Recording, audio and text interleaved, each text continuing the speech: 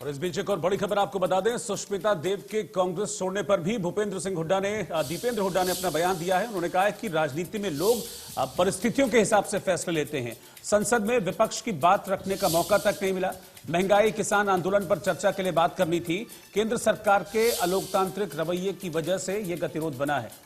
बड़ी खबर आपको बता रहे हैं, अभी हाल ही में सुष्मिता देव ने कांग्रेस से इस्तीफा दिया है। उन्होंने पहले अपने ट्विटर पर अपना स्टेटस चेंज किया था, जिसमें उन्होंने फॉर्मर कांग्रेसमैन खुद को लिखा था, और अब उन्होंने अपना इस्तीफा दे दिया है, जिसके बाद ये रिएक्शन दे रहे थे दीपेंद्र हुड्डा सुष्मिता देव के कांग्रेस छोड़कर जाने पर।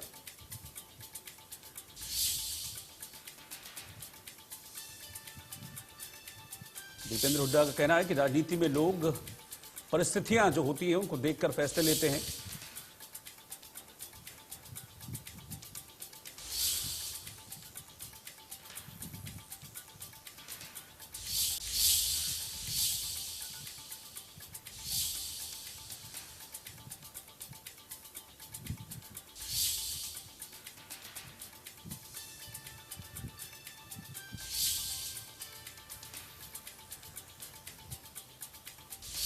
इसी के साथ उन्होंने सरकार पर भी निशाना साधा है। उन्होंने कहा कि संसद में अपनी बात रखने का हमको मौका तक नहीं मिलता है। दुर्भाग्यपूर्ण रहा कि हमने विपक्ष ने 3 मुद्दों पर चर्चा की मांग करी थी सरकार से। महंगाई, किसान आंदोलन और जासूसी कांड। सरकार की तरफ से कह दिया गया कि इन 3 मुद्दों पर चर्चा नहीं होगी, आप कोई और मुद्दे का चयन कीजिए।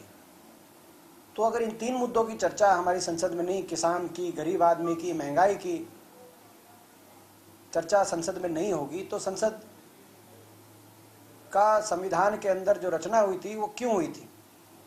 केवल मेजॉरिटी और माइनॉरिटी की बात हो तो वो तो डाक से भी वोट लेके सरकार के पास मेजॉरिटी है, बिल पास कराए जा सकते हैं। मगर जब संसद में बैठते हैं तो विचारों का आदान प्रदान जरूरी है और विपक्ष की आवाज़ भी सुनी जानी चाहिए थी। मगर बड़ा दुर्भाग्यपूर्ण सरकार का रवैया रहा। सरकार ने जो हमारे सभापति थे, लोकसभा के स्पीकर थे, उनके भी हाथ बंधे रखे, क्योंकि सरकार को मानना होता है चर्चा को लेकर।